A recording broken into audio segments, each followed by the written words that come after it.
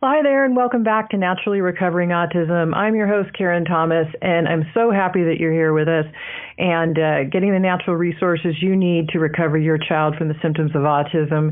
And remember that the definition of recovery is to regain health. And this episode is sponsored by my free online workshop that I've created for you so that you can help get the full understanding of all the 4 stages that are necessary to recover a child from the symptoms of autism. And it is based on what I did to recover my own son from his symptoms. And this was after I was told that he would not recover. And so I like to share as much as I can with you as a parent so that you can do the best possible job that you can and get the best possible results for your own child. And that free online workshop is called The 4 Stages to Naturally Recover from the Symptoms of Autism. Stage 1 is healing the gut. Stage 2 is natural heavy metal detoxification. Stage 3, clearing the co-infections, including mold, Lyme, and strep. And then stage 4 is brain support and repair. So please go to naturallyrecoveringautism.com/free workshop. That's just free workshop, no spaces in between, and register now. And today we have yet another exciting episode. This topic today comes up a lot. We're going to be talking about genetic SNPs, SNPs, but it's pronounced and referred to often as SNPs because it stands for a big long word, single nucleotide polymorphisms. But what's important to you is how these genes are associated with autism and your child. There are over 800 genes associated with autism, and all of them have been randomized out in clinical trials, which tells us that autism is largely environmental. So, however, these genes do not define us, they can guide us toward healing if we know susceptibilities that we may have and how to support those. So we have a specialist in the genetic SNPs with us here today, and Dr. Becker has joined us before. If you've been listening for a while. So I'm going to give you her brief background in case you're not familiar with her. Dr. Kendra Becker has integrated a Doctor of Naturopathy and Advanced Practice Nursing degree to provide the best possible care for her patients. Dr. Becker understands the importance of integrating conventional and holistic medicine and the importance of combining therapies appropriately. Prior to becoming a physician, Dr. Becker spent 10 years practicing as an ICU nurse for both adults and children, specializing in cardiac surgery and cardiac anomalies. And that was before studying naturopathic medicine. Dr. Kendra Becker believes in healing through genetics and specialties in treatment of conditions such as asthma, autism, allergies, and eczema, as well as fertility. And Dr. Becker integrates both a conventional background with a homeopathic, naturopathic, herbal, and dietary treatments. Dr. Becker, thank you again so much for being here with us. I'm really excited about today's show and excited to have you back. Well, thanks so much for having me back. I'm super excited to be here again. So these genetic SNPs, and since I've already referred to them, we'll just go ahead and refer to those. I think through the show it's easiest, unless you have some other referral you'd like to use. Oh, and for you listening, I have created a page for this episode, and I'll link to things and some explanations too as well at naturallyrecoveringautism.com/32. Just the number's 32. So that is where you can find the show notes for today's episode.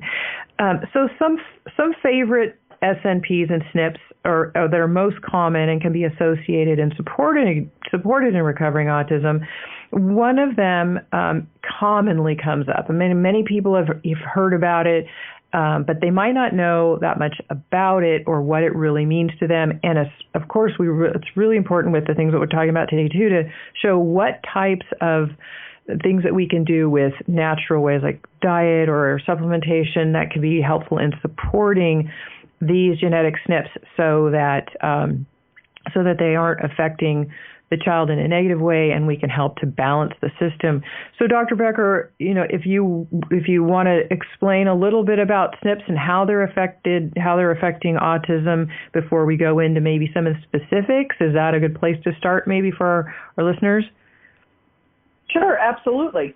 I mean, I really think your description at the beginning of the show was the absolute best, right? There are 800 genes that they have associated and correlated with autism, and 100% of them have been kind of, dropped from that list because when we look at autism, it is so largely environmental. And it's the same thing really with genetics and genetic predisposition. You know, our genes do not define us, right? But they can certainly, especially, with the type of medicine I practice, can really help guide me down the right, pathway to recovery for a family.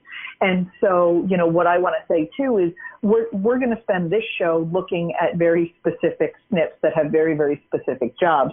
But as you know, you have to look at the whole child or the whole person as an individual, and looking and basing medicine and practice off of one little SNP is certainly not going to do anybody it's going to do people a disservice. So we really need to be absolutely helpful. But having that be said, looking at a specific, we're going to look at a few today just because of the confinements of the show, because we could spend days on each of these, beautiful little genes. But, today we're going to look at some and really give your audience some nice practical tips to be able to ask the right questions or possibly direct healing for their own family, down a path that maybe a doctor or provider hasn't explored. And so, right. By doing that, we have a much better opportunity to help, full and total recovery, as opposed to just making sure one little gene pathway works right. You know that. And I'm also wondering too, like, it might be good to explain just briefly, with the time we have again, to know how that they're affected by the environment, like how these polymorphisms, these mutations and things can happen. Do you have, I know that's probably a very long explanation, but do you have I guess sort of a nutshell explanation for that? Well, sure. Every gene is different, right, as far as their environmental modulation. So a couple of the ones that we're going to talk about today, one, my most favorite gene, as you know, is COMT, catechol-O-methyltransferase, right? So that's basically the garbage man of the nervous system. So it picks up all the used up neurotransmitters and then either recycles them or eliminates them. So if that gene is not working properly, either it's downregulating, meaning it's not picking up any of those neurotransmitters, or upregulating, it's picking up way too many, then we're going to certainly have imbalance problems. Now, with COMT in particular, we know that individuals that have upregulating COMT can also be estrogen dominant. And we know that our world is full of, xenoestrogens and estrogen, like substances that can certainly affect this gene, to continue or further upregulate it. So another good example is the PON1 gene. That's my third favorite gene. And that one has to do with how the body metabolizes organophosphates, right? So if we lived in a beautiful world that had a pesticide-free or organophosphate-free environment, this wouldn't even be a gene that we would have to address. So, those are just two really simple examples as to how the environment can really affect how these genes work. So do you want to start with, a few that we looked at talking about, of course, is the MTHFR, the COMT, COMT, the MAO, and then also some reactions from histamines. Those might be really helpful too. So you started talking about COMT. Do you want to start there, or would you prefer to start with the MTHFR? Sure. Okay. You know what, actually, this might be a good place for us to go ahead and take our break. That way, we'll kind of have a clean slate. We'll come back and we'll get into these genes and these genetic SNPs and what they can mean for your child and how you can help your child in the recovery process by having this knowledge to, again, share with a practitioner that you may be seeing, or sharing with or knowing about the dietary and supplemental help that you can give your child as well. So stay with us. We're going to take a short break. Hi there, and welcome back to Naturally Recovering Autism. I'm your host, Karen Thomas, and today we are talking about genetic SNPs and what they can mean for what they're associated with in supporting the recovery of autism. We have Dr. Kendra Becker here with us, who is a specialist in this field, and we're going to talk about the COMT or the COMT genetic SNP first. So Dr. Becker, why don't you go ahead and give some explanation on that? You called it the garbage man of neurotransmitters. I love that. But again, some listeners might not even know what a neurotransmitter is. So let's go ahead and explain, what that means too right off the bat. Sure, absolutely. So COMT is an abbreviation for this particular enzyme, which is called catechol O-methyltransferase, which is why we call it COMT. And basically what it does is it just adds and subtracts a particular type of biochemical group to another molecule. And so what that does, those what are called catechol nuclei, they influence how the neurotransmitters such as dopamine, norepinephrine, and again, estrogens in the body are kind of, utilized by the brain and the nervous system. And so, we see, and what I want to too is to bring up is SNPs, right? Single nucleotide polymorphisms are natural, normal genetic variability. So the problem is when there is some sort of abnormal environmental influence that then stresses these genes in a way that they are not able to be used properly in the body.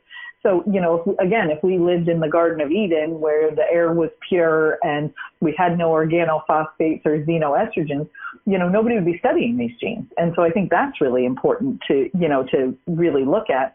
And then I always tell the story about my grandmother who lived to 96, who was, I happened to look at her genetics before she died, but she was the same weight the day she graduated from high school as the day she died. She had all of her teeth, and, genetically, she just looked terrible. But she did all the right things environmentally. She grew her own vegetables. She moved her body every day. She traveled the world, and she read the Bible and a ton of books. So I want everybody to be clear that our genes don't define us, and that we have, what we can control in our environment, I think is a much greater implication, which is why the genetic medicine is so huge in autism. But anyway, getting back to COMT, when we look at genetic variations, there is diversity in these genes. And so, what we want to, make sure that we're doing right is that we're degrading the dopamine, the norepinephrine, and other neurotransmitters and utilizing them in the right way that the body needs to be able to utilize them.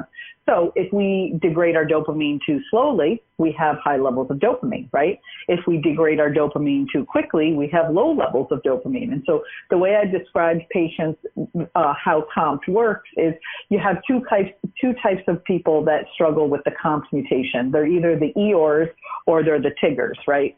So those that degrade dopamine too slowly are the Tiggers, right? Like we all know Tigger, can't keep on task. He's always disrupting things. Things fall over, they break, and everybody loves him anyway because he's just so amicable. And then on the other side, if you're degrading your dopamine too quickly, you have Eeyore, who we all know is chronically depressed but still immensely lovable. And so, that's a really good picture for my patients to be able to get an idea of how that COMT gene really works. Now, how it affects kids with autism is exactly the same way. So when we have kids that are what I call the runners, the ones that are unsafe, that feel unsafe, I've had kids, run out of my office my office is on a busy street into traffic, or the kids that escape from the house in the middle of the night because they can't sleep. Those sometimes we can, help them regulate that gene. And it makes, a lot of sense. The other thing with COMT is now because of the way that it works and it's influenced by estrogen, we know that somebody who has an upregulated COMT mutation can have trouble with estrogen excess, right? Whether they're boys or whether they're girls. And so one of the things that can be really, really effective in supporting this particular gene is to make sure that we have, and where do we go with this, Karen, 100% of the time? A healthy, happy, healed gut. Right? Because if all this is working right in the body or in the gut, then we know things are going to work right in the brain and the nervous system. And so we do see COMT quite frequently in individuals with ADD, ADHD, and mood swings. So the COMT upregulator will be the individual that goes from 0 to 60, as far as being upset about something. And somebody that is, has normal COMT functioning generally tends to be more even keeled in their personality or their ability to really manage stress. And so here's where it gets complicated, right? Because if you have an MTHFR mutation and a COMT mutation, you have to be really, really careful about how you supplement, a variety of supplements, namely B vitamins in those types of individuals. Because if you have trouble with degrading dopamine and you're moving around your methyl groups, which is basically, B vitamins, you can have an adverse reaction to those B vitamins. And so that's also really important to kind of look at, is that it's never ever, and you know this better than anybody, it's never ever a one size fits all. And it's also a never ever, throw stuff at the wall and hope something sticks. When you're looking at genetics, you have to be very, very deliberate and targeted with how you're actually going to address the genes or the gene groups or the gene combination, because you could actually make symptoms worse in an individual. Right. This is when sometimes commonly a parent might see they'll start with just giving their child some methyl B12, and their kid will, they always say, go off the rails, meaning their child just gets wild and hyperactive and they can't calm down. And it's because it was too much too quickly, and the body can't process it all until it's supported more, again, with doing some gut healing work. And I know that glutathione is really important too in that process, which we can talk about more when we get to the MTHFR, which is all about this whole process. So yeah, that's really good to know for parents as well, that B vitamins you have to just be careful with, and especially in the very beginning when you're just starting out with supplementation. Oh, absolutely. And in many cases, of course, I've been doing this for 12 years now. And so what happens with when you have kind of a very, very narrow subspecialty like I do, you end up seeing other doctors' referrals because they just have come to an end of the road with that particular patient. And I very often see exactly the scenario that you had just described. It's a doctor or even a parent has decided that, there's low levels of serum B12, or based on genetics, the child looks like they need some B12. They have almost an adverse reaction to a vitamin, which is really scary. And so in those cases, sometimes what you have to do is you start maybe with B vitamins that don't include B6, B9, and B12, or in a lot of cases in my practice, what I do, if gut healing is working in the right direction, is you start with just mineral supplementation, right? Because something like magnesium, for example, is a very, very important cofactor in how the COMT enzyme reaction works. And if you have an imbalance in methylation, based on your MTHFR, mutation or your expression, that can profoundly influence the stability of the COMT gene. And so you can see severe fluctuations in mood. And that's why you see that reaction. I love that expression, off the rails, because then what happens is that, the child, their behavior normalizes. And so a lot of times the parent or the doctor says, well, we'll just give them some more. And that can be really, not the best, trajectory for treatment. Right. I teach muscle testing in my program, and I think I want parents to have that ability to be able to know daily what the needs are of the child, because especially as we're detoxifying, things can change every single day and our needs can change. So it's important to know that too. We're going to take a short break here. You're listening to Naturally Recovering Autism. I'm your host, Karen Thomas. Please stay with us. Hi there, and welcome back to Naturally Recovering Autism. I'm your host, Karen Thomas, and we are coming to you live from Bold Brave Media and TuneIn Radio.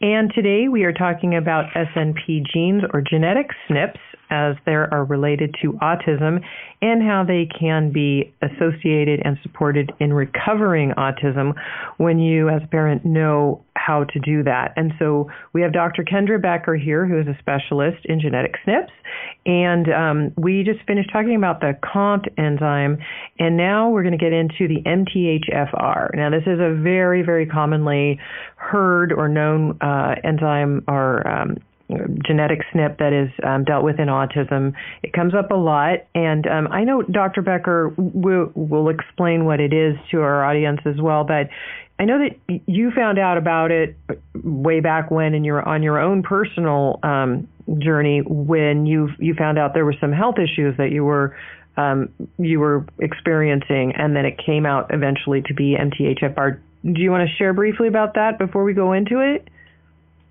Sure, absolutely. I had been doing MTHFR really since the research had come out about 15 years ago.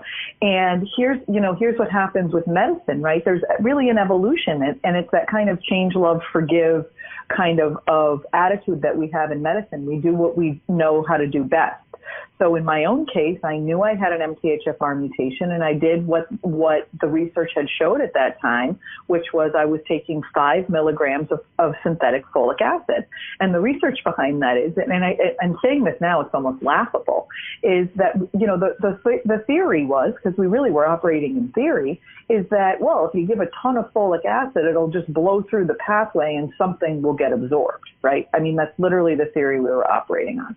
So I did it myself. I really believed in the research. So it turns out, because of what I had, done with my own health, it resulted in I had 2 late miscarriages. I got pregnant very easily. I was pregnant for 14 weeks and I miscarried. And then I got pregnant again shortly after that, and miscarried again at 14 weeks. And so, as a mom, it totally plays with your head. I had never been pregnant like 100 days. So after my second miscarriage, I really was having kind of a come to Jesus moment with myself, like, do I want to be a mother? Like, do I need to, do I want to adopt babies? Like, where am I at with all of this? And I'll never forget the day I was sitting at my desk, and I got an email from the supplement company of the supplement that I was taking with my prenatal with this high dose folic acid. And at that time, a battery of research had come out showing that giving people with MTHFR all this folic acid actually caused inflammation, probably jammed up the folate receptors, and didn't allow for any of the conversion that we thought we were getting by this high dose folic acid. So lo and behold, and it was one of those like change, love, forgive kind of moments, lo and behold, I switched my prenatal to a methylfolate with the proper ratios of B12 and B6 and I think some biotin and choline, and started taking that prenatal. And 5 months after that, I got pregnant with my daughter and had a full-term, birth. My kids were both born at home. And then 2 years later, I thought, well, gee, I want to have another baby. And, it's been my history of miscarriages and this, that, and the other thing. And sure enough, I get pregnant right away, to the point where I walked into my office and I said to my husband, I need a bottle of prenatals. And he says, well, who's that for? And I said, it's for me. And he goes, well, we didn't even try. Yeah, it kind of just works that way sometimes. And then I had my son, and so my son was born at home in a beautiful water birth, right? So he's this big, robust 8.5-pound baby. So I pick him up and I hold him, and the first thing I do, right, because of the medicine that I practice, is I flip my kid over, and what do I see but a sacral dimple in his little fanny, which is an indicator of MTHFR. Ah, so that's a good tip, huh? Yeah. Mm-hmm. Yeah. Exactly. Wow. So, but because of all the knowledge, that I've had and my own struggles, what I did with my own kids is just like we're talking about today, is I made an attempt anyway to do, to not influence these genes in a way that could potentially impair their health. Now they're little, so, we'll see what their health outcomes are as they grow up. But, so far so good. And we just, pray about that a lot too. Well, and you have the knowledge. I mean, I always say that's the key, is to know what you can do to support things. So would you describe for a parent listening right now who might be thinking, well, does my child have the MTHFR? And if they do, what does that mean for my child with the whole methylation issue? And then, of course, things that they could do to help support that. Yeah, absolutely. So, what's interesting about MTHFR, we talked about there were 800 genes that were randomized out of any kind of, looking for that magical autism gene. However, interestingly enough, MTHFR was found in some form in 98% of kids that do have autism spectrum disorder. So it is definitely one of the more prevalent genes that we see with relationship to autism. So there are, certainly by testing for blood or even doing a saliva test, you can certainly get the genetic information as to whether they have it or whether they don't. Now, there are other physical symptoms that do appear with an individual that is expressing their MTHFR mutation. And so one of them, like I described with my son, is a sacral dimple, one of those little, a little dimple that you see in between your little baby's butt cheeks that can be apparent as, from literally their first day of life. The other things we see that are very, very common and correlated with MTHFR mutation is lip tie and tongue tie in kids. And that's generally picked up pretty early because babies struggle, and moms too, struggle with the breastfeeding relationship if there is a lip tie or a tongue tie. So again, we know that there can be signs there as well. The other thing that we see is this old myth. It's called a sugar bubble. And a sugar bubble is found in between the little eyebrows. And it's like a little blue line. A little blue line. Okay, that's good to know, too. Yeah. You know, we're going to take a very short break right here, and then when we come back, we'll continue a little bit more with this MTHFR. So please stay with us. We will be... Hi there, and welcome back to Naturally Recovering Autism. I'm your host, Karen Thomas, and we are coming to you live from Bold Brave Media and TuneIn Radio. Today we are talking about genetic SNPs, and we have Dr. Kendra Becker-Musante with us. And before the break, we were talking a little bit about the MTHFR gene, and so I'd like to finish up with that at least before we move on to the next one. So, Dr. Becker, would you mind continuing where we left off with that?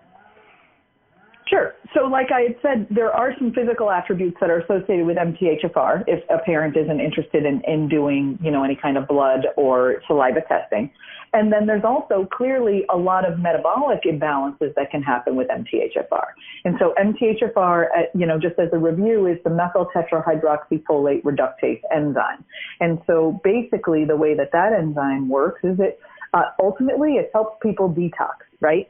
And so if that enzyme is not working properly, your detox pathways are impaired. It has a very, very small role in the conversion of folate into a methylfolate, which is the usable form of folate in the body. But ultimately, looking at a more global picture, it helps our bodies detox, and it helps our bodies basically make glutathione, which is the only thing that our cells have in order to be able to protect themselves from what we call oxidative stress or environmental stress. And so clearly, when you have a child, using an autistic child is a great example, because we know their immune system is out of balance. So if you have an MTHFR mutation, and your levels of glutathione are low, what ends up being elevated is inflammation. And so if you have high levels of inflammation and an immune system that's just primed to react at absolutely everything, clearly that can be a cocktail for, tons and tons of intolerances for everything, for food, for sound, for environment, for, the way your socks feel, for all of those things. And those are just the physical symptoms. And, the other things are too, is that you're intolerant to the way that your body metabolizes pharmaceutical medications, or in even some cases, vitamins. And so that's really, the take-home message as far as, methylation goes, or this particular MTHFR enzyme. And so, really what we like to do with individuals that are positive for MTHFR, and in healing, Karen, like we do more healing by taking stuff away from people than we ever do with adding it. And so the first thing that we do, just like with my own personal story, is you just avoid folic acid, which is much easier said than done. It's in almost all processed grains. It's in a lot of pharmaceutical medications, and it can be even found in household products. And so you have to be really careful about making sure that you don't have any folic acid that you're consuming if you struggle with this particular gene. And then the other thing is make sure you're getting enough, usable forms of folate out of your diet, and that can be in the form of dark green leafy vegetables, for example, which you can juice or steam or whatever. And the other thing you have to be really careful about with individuals with MTHFR is you have to be very, very gentle and deliberate with how you're going to help and support their detox. Because what happened, or what did happen originally when all of the research came down the pike with MTHFR and everybody decided that they were going to be a specialist, is all they did is they pushed a ton of glutathione on these patients and a ton of methylfolate and B12. And if that pathway is not working properly, basically what you're going to end up with is a bottleneck. And all of that stuff kind of gets stuck and congested in the liver and the kidneys, in the skin where we see rashes and eczema and all kinds of stuff like that. So, we want to be really, really careful. It's definitely, a gene that we need to be, gentle with when we're trying to support detox in an individual. And I hate to beleaguer the point here, but we may end up back at magnesium, right? So sometimes with these patients, right, you can't give them high-dose methylfolate because they don't tolerate it. And if you give high-dose methylfolate, sometimes you can alter what should be a proper balance of B12 in that individual. And so then you can't give high-dose B12 too, because that can affect the mood in a child. so again, sometimes you have to really aggressively work on gut healing, or sometimes you have to start on a completely different pathway and just support the body with minerals, or, maybe do a little bit of gentle detox with charcoal or bentonite clay, which we know is really good at stopping up bugs that live in the gut and things like that. And that you have to be very, very deliberate. And we've all of us that work, with the autism community have seen kids that have had, untoward or pretty terrible adverse reactions to very, very gentle treatments because, certain genetic aspects of their genome weren't addressed properly. Right. Yeah, you have to be very sensitive with each child. They're so unique, as you said earlier, and it's important that parents know to go slow and steady. A lot of people get really, and even doctors, I see they'll get really excited about something like, okay, let's get them on this, and they'll flood the system, and as a parent, I remember, you're eager to see changes in your child, so you think, okay, well, what if I, just gave them a little bit more? But that's where the muscle testing, and I can link to my muscle testing video for our listeners. I'll put that on the page again. I've created a page that I'll add that to. It's not there yet at naturallyrecoveringautism.com/32, just the numbers 32, which will be the show notes for this episode, because I think it's important for the parents to have their own skills at home, because you've got to be able to know how to dose your child properly, and a lot of people just really don't know how to do that, and a lot of doctors don't know how to do that. So this is a good way to help with those indications. And I'd like to move Absolutely. on to the PON1, because I know that can be very responsible in some vaccination reactions. And so if you know that there are susceptibilities to certain things ahead of time, then you can make some varied and educated decisions for your child. So could you talk about that? Sure. So PON1 protects basically against bacterial infection by destroying bacterial signaling molecules. Okay, so it does contribute to the body's innate immunity. So what's really interesting is the way that this gene works, when it's working properly, is it protects our bodies from, the damage that organophosphates can cause. And so organophosphates are found in common household products like dishwashing soap and dish detergent, but they're also found in pesticides that are sprayed on, your neighbor's lawn or the lawn that your kids play soccer on and things like that. And so, what we want to remember with PON1 is that if a child is expressing that gene, it's very, very possible that they could have a reaction, that among a bunch of other genes, of course, to a variety of vaccines because of the way that it works. Okay, and that might be a great place. That'll be a great place for us to come back, how the vaccination will work on the system with a possible genetic SNP on the PON1. So we need to take a short break right here. You're listening to Naturally Recovering Autism. I'm your host, Karen Thomas. Stay with us. Hi there, and welcome back to Naturally Recovering Autism. I'm your host, Karen Thomas, and we are talking today with Dr. Kendra Becker about genetic SNPs. And we are discussing now, for the break, we got into the PON1.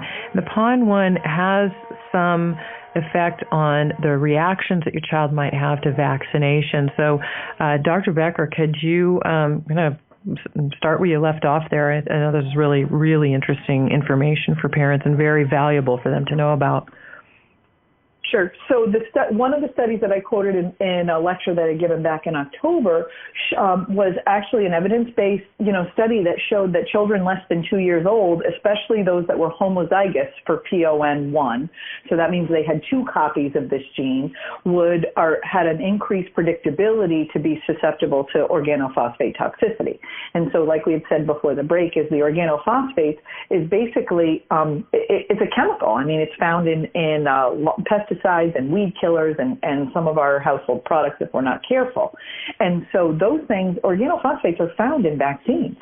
So if you have a child with this type of genetic predisposition, then you certainly are at increased risk for having a vaccine reaction. And so there's also tons and tons of research too, and I'll be happy if anybody's interested in looking at the studies themselves. Sometimes we get really buried into the study and forget the logic part, but there is a twofold system here, but there's several studies that show that individuals that have increased PON1 expression have IBS or IBD type symptoms. And so what do we see in our kids with autism all the time? But, raging bowel problems, all of it, terrible constipation or leaky, diarrhea. And so, we know there too that a lot of vaccine reactions are identified by parents as saying there was a very, very, succinct and abrupt change in my child's bowels after XYZ vaccine. And so I think that that's just, amazing research that we have that I hope, going forward will pave the way to allow parents to get medical exemptions from these vaccines based on genetic predisposition. Well, yeah, if you know your child is susceptible, I mean, that's where it comes in for a lot of people who already have one child with autism, and they're looking at, is there something else that I can do to help prevent that with my other child or a future child? So those could be really good. We'll make sure before we end the show, I know that you have some areas that you liked for genetic testing, and it can be pretty simple, just saliva tests, ones that you prefer that are a little bit more accurate to use for parents. So we'll make sure that we get that information out. In fact, do you want to mention that now? Sure. So as far as genetic testing, I use what happens in my practice is, for the most part, parents will come in with genetic results because they've already done it either for another provider or for their own edification through a company like 23andMe or Ancestry.com, both of which are adequate. That's not generally what's really helpful to me as a provider. So what I do is I will recommend to my patients that you take that information and then you upload it into other software, either through a company called Gene or another company called Mthfr Doctors, which gives us a very health-based report. Now, as we know, there's like 8 billion genes in the genome, right? About 4,000 of those separate us from apes, and about half of those have implications on our health, and about 200 to 400 of those that we can actually make and recommend changes with. So it's not a lot of genes that we're really talking about per se that we as humans have influence over to be able to help and guide patients. So you don't need your whole, you can look for all kinds of stuff on there, like you can look on the chromosome for your genes or genetic predisposition for blue eyes or curly hair, but that's not really going to change your health trajectory. The ones that are going to change your health trajectory are the ones that are most important, and those companies do a really great job of giving you a really concise reference that you can be able to look at. So the Gene and the MTHFR Doctor are the two companies that you would suggest? Yes. Okay, good to know. Absolutely. And I will add that to the show notes as well. Okay, great. Is there anything more we should talk about with PON1 before movement? I know we're running through here quickly. We have so many great things to share with you, and Dr. Becker has said she will come back with us in the future. So Dr. Becker, would you like to go? Is there anything more that you would like to say about PON1 before we move on? There's only one more thing that I want to say is omega-6s decrease PON1, okay? So a lot of times what happens is parents are uncomfortable using fish oil, that comes from fish due to toxicity in the ocean, this, that, and the other thing, and they choose an omega-6 supplement for their child in the hopes that that child can convert the omega-6 to the omega-3. However, omega-6s like linolenic acid, for example, can actually decrease the ability for the body to actually utilize this gene to eliminate organophosphates. So I would say, overwhelmingly, if you have a PON1 mutation or think you do, definitely stick with omega-3 and stay away from omega-6. So that's really good information. And also people don't know, that omega-6s do naturally, they kind of battle in the body for omega-3s, and so that it will help to reduce the omega-3s, the necessary needed omega-3s even further. So, and we get so much of these omega-6s with the bad fats and things, so really be careful about, the foods you eat, or when you eat out, avoiding things like canola oil, et cetera, that are going to be, causing a little bit more of those omega-6 issues for you. Okay, great. So I'm thinking Absolutely. too. And only 50% of people can even convert because we started cooking our meat after we became cavemen, and, we don't have the delta-6 desaturase that actually does help with the conversion. So I'm with you on that. I would overwhelmingly choose omega-3s over omega-6s any day of the week.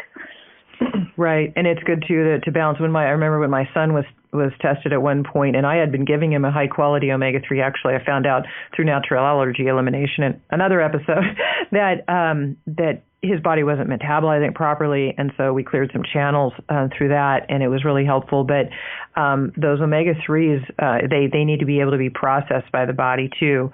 So it's good when you're using them with any fats you want. Again, I'll refer back to this muscle testing video, making sure you're giving the right dosages.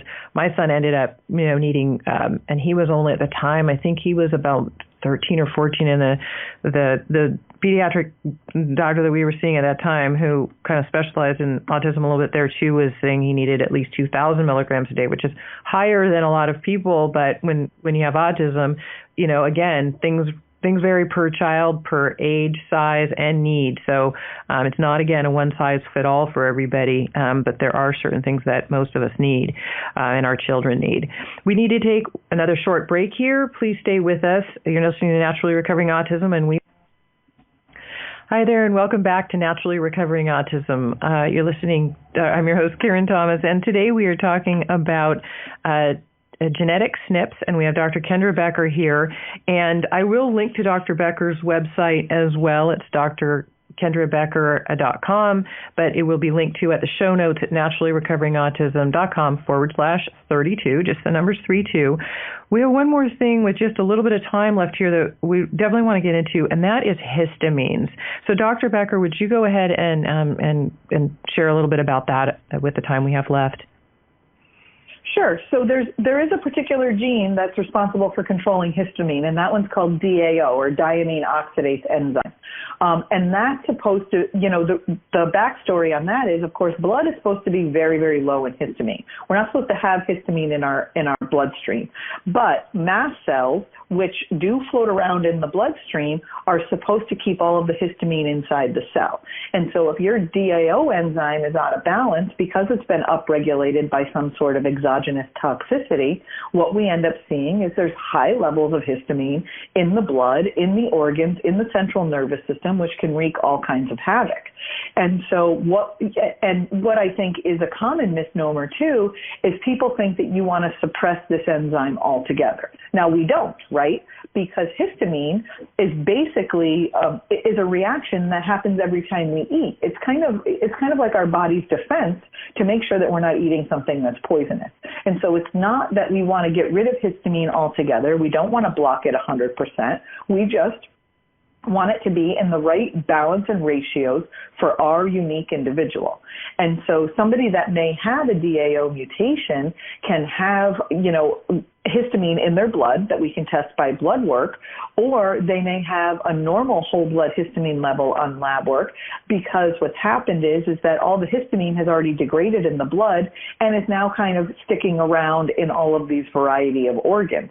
So those are the people that have, constant reactions to foods that they're eating, or constant, will get hives when they walk in the perfume aisle in the grocery store, or, somebody that gets a headache when, the rain is about to come. All those people can have problems with the DAO enzyme or a histamine issue. And so it's really important to take a look at this particular enzyme with regard to histamine, because we know that histamine, if it's expressed in the brain, can actually hit different areas of the brain and change our personality and our behavior. That's really interesting. I mean, most people think of reactions as, of course, hives, rashes, runny nose, red eyes, but it's important for parents to know that these histamine reactions can be from behaviors. But then you're back to figuring out what were the triggers. What are some, and I know it varies per individual, but can you give us some really common foods, of course, and environmental triggers as well?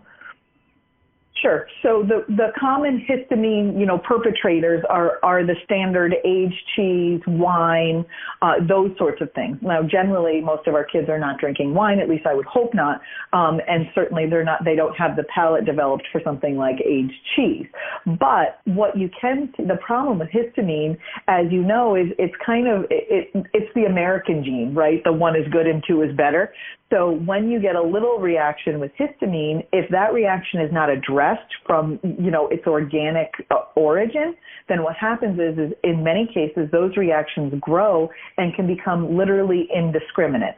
So you can have a histamine reaction to a particular chemical that's found on your clothing. You can have a histamine reaction to any of those toxic smells that you smell in the grocery store from all of the cleaning products. That's a pretty common one. And interestingly enough, the reaction that those individuals have is a headache or a stomach ache. It's never on the skin. Right. Yeah, that's good to know.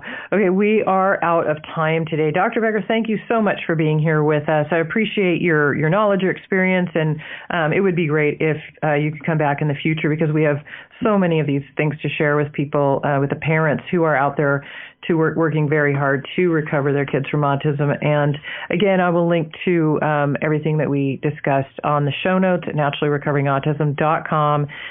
So again, thank you, Dr. Becker, for being here, and thank you for tuning in, listening, and we look forward to seeing you next week.